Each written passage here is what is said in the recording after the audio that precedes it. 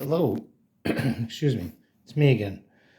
I am, this is the beginning of a 2662 Chesapeake in Ohio articulated locomotive. I just started messing around with it tonight. These are 060s, old River Rossi switches. What I'm going to do is I've already attached a two-wheel truck in there. I'm waiting for a front-wheel truck, two-wheel front truck for this. This is the bottom of a Berkshire that I've cut out. It's going to go something like this, somewhere around there. I haul it out the back thinking that I'm probably going to put the motor in the back here, like this.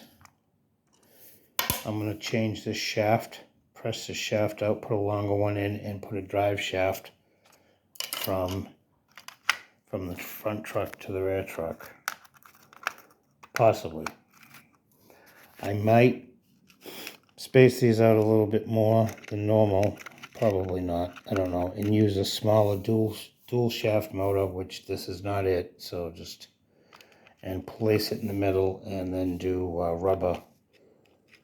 use rubber drive shafts in the middle and not have the motor move. I don't know how I'm going to do yet. But, because like I said, this is the first day of planning. I'm going to lop off this front pilot. And we're going to use this one off of a 210-2 River Rossi because it's basically the right one, or very similar.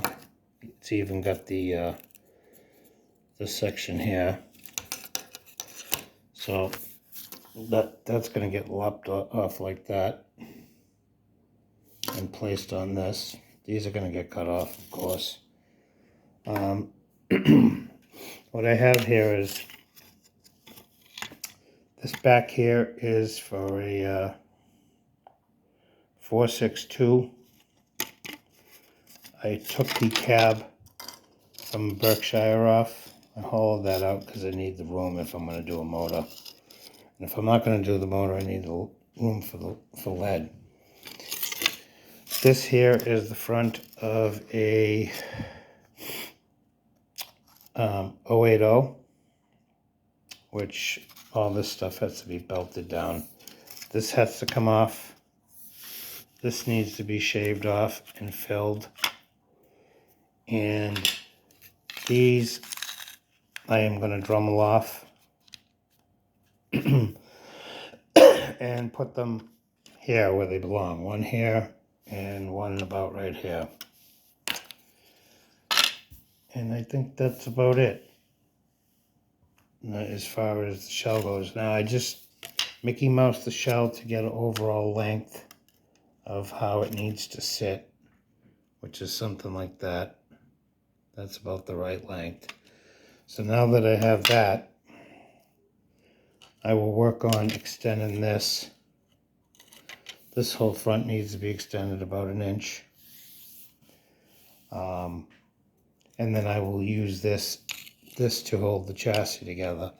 I just haven't decided if I'm going to pivot here on the front and the rear, or if I'm going to bond something to the top of these. The problem, if I bond something to the top, then I have less room for weight.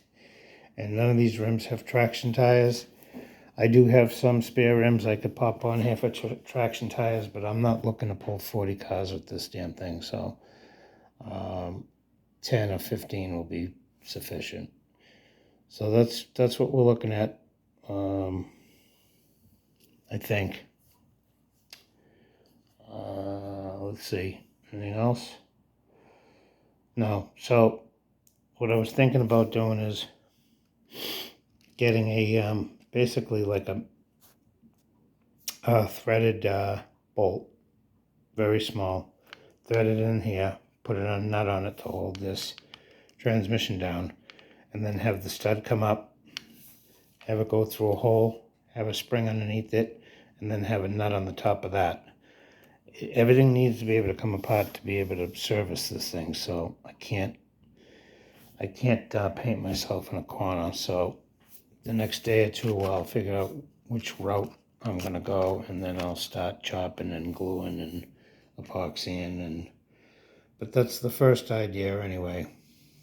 So I'll keep you posted. Have a great night.